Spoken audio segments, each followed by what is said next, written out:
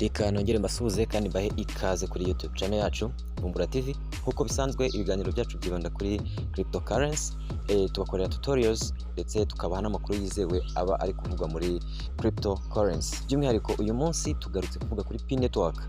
Amakuru turi kubona ni amakuru atangaje agaragara muri Pi network. Nizere ko abo tugenda tubana turi kumwe gatanu kuri gatanu. Uyu munsi rero ngiye kwereka amakuru atangaje ari kuvuga kuri Pi network, kandi afite ibintu byinshi asobanuye ku bantu bamayininga Pi network aho muri hose, by'umwihariko abari mu Rwanda n'abari mu Burundi kuko nibo bumva ururimi rwacu rw'ikinyarwanda. Nizere ko iyi tutorial ngiye gukora cyangwa ibyo ngiye kukwereka uraza kubikurikirana gatanu kuri gatanu, ndetse ukaza kubikuramo idea cyangwa igitekerezo cyagufasha gusurvivinga muri isi ya cryptocurrency. Gusurvivinga muri isi ya cryptocurrency bisaba ubwenge, ntago bisaba kuba warize ibintu byinshi, bisaba gukoresha ubwenge kugira ngo ubeho. Kuko muri kubibona aka kanya cyangwa nkuko mwabibonye mu magroupe agiye atandukanye cyangwa ku ma platform yandi agiye atandukanye cyangwa ku bantu bakomeye kuri Twitter, bitewe n'ibyo bagiye batangaza, ikiri kuvugwa aka kanya ni Pi network. Pi network njyewe majije gutohoza nsanga yabaye listed ku ma exchange arenga 10, ariko aka kanya tugiye kureba mu ma exchange atatu yayilistinze imeze gute, ihagaze gute, kuba team iri gutangaza iki. Nizere ko rero turi kumwe abo tugiye kubana muri kiganiro. By'umwihariko aka kanya ngiye guhera kuri exchange yitwa Super X.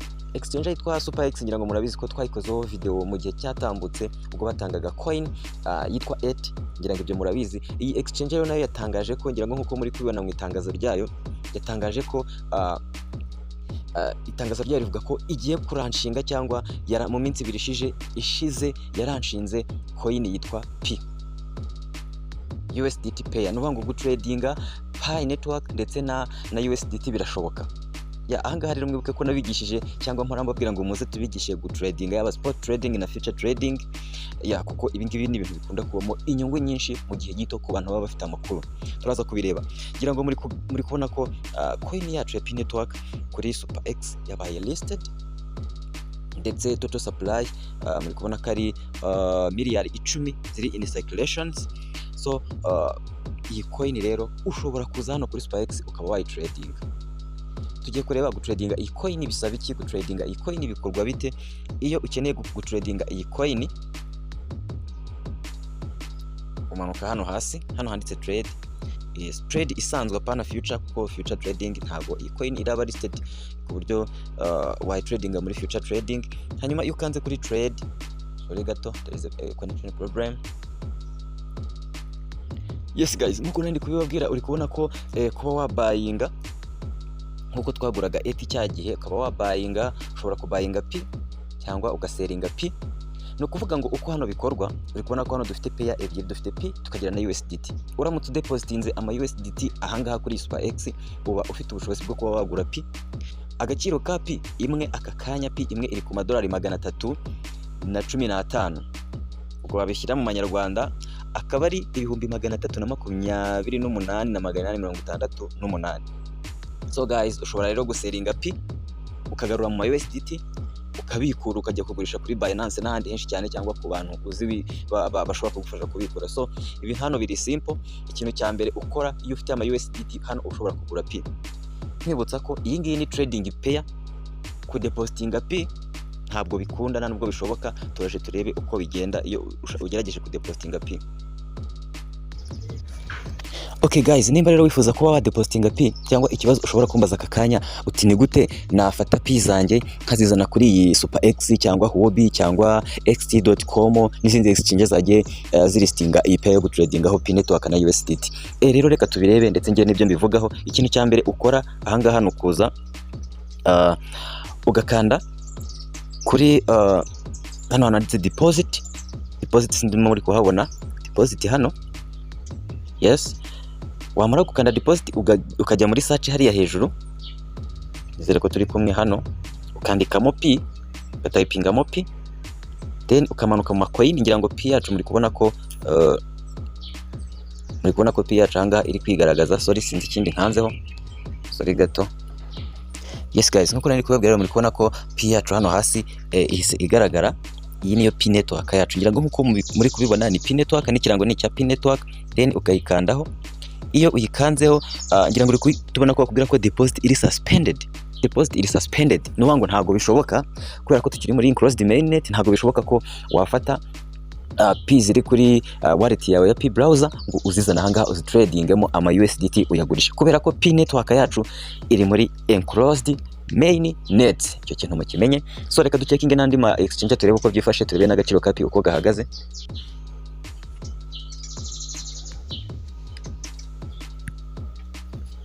Alright guys, ahangaha noneho nimukiye kuri exchange yitwa Huobi. Ni Huobi exchange. Huobi exchange rero uri kubona ko P isanzwe ihari, pair ya P, pair yo gutradinga P network irahari. Sinzi niba muri kuyibona, dore ngiyi pair P network vis USDT irahari kuri exchange ya Huobi. Naho rero nk'ibisanzwe nkuko nayimaje kubabwira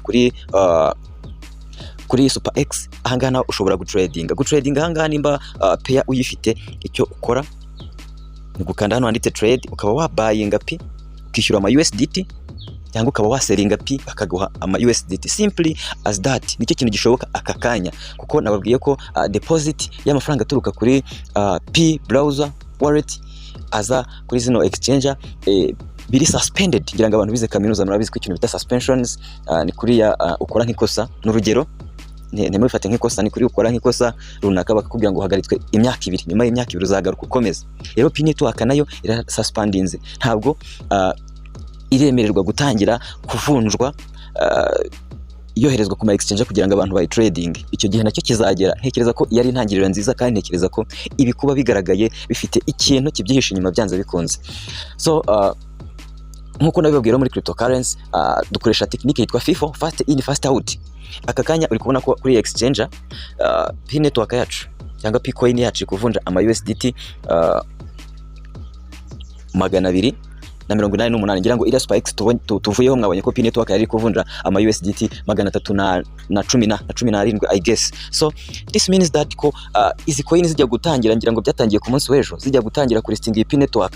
P network yatangiriye nk'ahangaha, yatangiriye muri 30 I think, yatangiriye kuri 30 ndakeka gutyo. Ariko reba aka kanya aho imaje kugera muri 200 ubwo umuntu wari riskinze, umuntu wafashe risk tayari aka kanya ashobora kuba yaselinga P ku giciro cyo hejuru cyane akabona profit. Aribyo nagendaga mbwira abantu nti ahantu mushobora cyangwa muri industry ya cryptocurrency mushobora kubona profit. Nanone mbibutsa ko ari ukuriskinga. Nimba ufite 50 wifuza kuriskinga kubera kutekereza ko bishobora kuzana inyungu, kandi ukaba ufite amakuru kuri ibintu byo gutradinga n'ibindi byinshi cyane. So ahangaha abakuyemo amafaranga baba bayakuyemo, hari n'abayarikiyemo bategereje ko byikuba kabiri bikagera muri 500. It's up to you to risk what you want. Icyambere ugomba gukora no kumva ibintu, ukamenya ngo ndiskinze ibiki, ndinjira gute, ndasohoka gute. Nicyo kintu cyambere uba ugomba guha umwanya. Mbibutsa ko abantu bakeneye kwiga gutradinga no gukoresha ano exchange yose neza mu buryo buri perfect, tukabafashiriza online aho waba uri hose. Wabishaka ukaza no kutureba, iyo service tukayiguha, ariko ibintu kabimenya neza 100% kubikoresha ko birimo opportunity zitanga amafaranga. Okay, hanyuma rero kuri ino Huobi yacu nkuko muri kubibona, muri kubona ko P iralistinze. Hanyuma tugiye kureba ibijyanye naho no gufundinga cyangwa kudepositingaho amafaranga, turebe uko bigenda. Kadusubira inyuma gato twongere nanone, hanyuma set hariya hasi kuri asset. Yes, nitugera kuri asset dukande deposit. Nitumara gukanda deposit dusearching token cyangwa coin nkuko nari nabibabwiye kuri Super X, twandikemo P. Uri kubona ko P yacu ahangaha bahita bayituzanira. P yacu ahangaha bahita bayituzanira, ariko ugasanga P yacu iri suspended. Bango ikintu gishoboka cyonyine aka kanya P why tradinga, ariko P ufite wa mininze kubera ko turi muri enclosed mainnet. Nongere mbisubiremo bwa kangahe, ntago wemerewe kuzizana hano ngo uzigurishe. Ushobora kuba ufite ama USDT wayaguze kuri Binance cyangwa ahandi hantu ntazi, ukayazana kuri Huobi, ukayazana kuri Super X, ugakora trade. Bibutsa ko biri accompanied with risks, ariko risk hari abantu bazimanaginga bakabona profit nkuko byatangiye ejo. Ngira ngo ejo bitangira aka kanya ubu hari abantu bamaze kugetinga some profits banakuyemo ayabo, ariko biba biri accompanied with some risks, ushobora guhomba.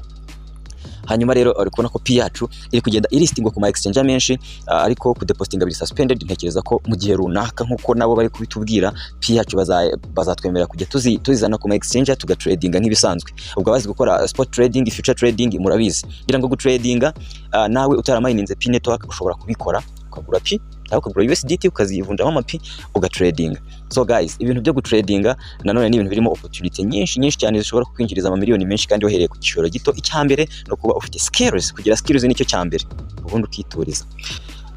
Yes, hanyuma indi exchange tugiye kurebaho ya gatatu, tugiye kureba coin yacu kuri coin market cap. No kuvuga ngo nkuko twabibonye neza ko hari ama exchange nka Huobi, ama exchange nka Spikex, ama exchange nka et.com n'andi menshi cyane yaristinze iyi coin byanze bikunze nimba none yaristinze iri ya pair, ntago yaristinze coin, iristinga na pair. Ikitari gukorwa no kudepositinga ha amafaranga uyavana kuri P browser wallet. So nkuko muri kubona rero kuri coin market yacu iyi P yacu iriho P imwe 1 pi iri kuvunja ama USDT cyangwa amadolari 290 niho yisigera aka kanya. Hanyuma bakagusaba gusoma rino tangazo. There have been reported the question of the legitimacy of P network. Hari abantu bakomeje kuripotinga babaza bati si P network irizewe turi kubona ahangaha kuri coin market cap. Coin market cap nahantu turebera ama coin ari ya hostinzwe uyu munsi, ama coin yose yaristinzwe kandi yizewe, afite project nziza zigezweho kandi zizagira akamaro. So hanyuma rero baravuga please note that mainnet has not launched. Ntago mainnet turayigeramo nkuko nabivugaga.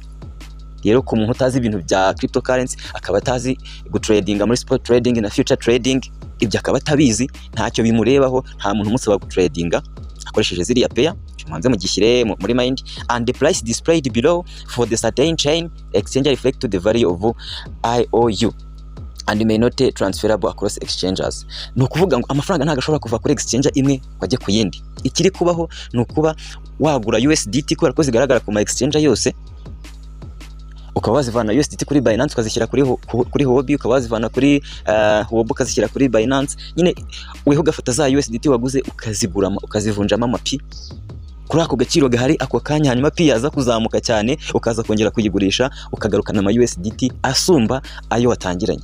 Nibyo biri gukorwa aka kanya. Mainnet ntago turayigeramo. Nimba ukeneye kumenya andi makuru ushobora gukanda hano hiya coin market cap yahise itudirectinga, ushobora gukanda hano handitse hiya, tugahita tujya kuri Twitter ya P network official tukareba icyo bari gutangaza. Kuri Twitter rero ya P network ho batangaje iki, bari kuvuga iki: P is enclosed mainnet with no external connectivity permitted. P iracyari muri period ya enclosed mainnet, ntago P irahabwa agaciro, ntago P irahuzwa n'ayandi ma exchange. Niyo mpamvu P itaremera connectivity y'ama external exchanges. Nkuko nababwiye ko ziri exchange ziri gukora icyo bita trading pair. Kuba bafata P ukazivana muri P browser hariya kuri wallet ya P browser, it is not possible. That is what it is. Nicyo P network yatangaje. P network isn't affiliated with and hasn't authorized any exchange listing. Ntago P yigeze itanga uburenganzira bwo kulistinga mu buryo bwemewe P network. Icyo manze mukimenye, such listing may operate. Ibi byaristinzwe byose biri cooperatingwa ku giti cyabyo. Niyo mpamvu nakubwiye ngo birimo risk. Ushobora kugenda ugatradinga USDT na P, mukanya ukaza ku roastinga cyangwa mukanya ukaza kugaininga profit. So pay attention about what you do. Ni wowe ufite icyo gukora ukoresheje cash zawe, kuko ni wowe ushobora kugura ama USDT ku giti cyawe. It's up to you. Okay, participation may result in loss. Ushobora guparticipatinga muri ziriya exchange ukaba warostinga ugahomba.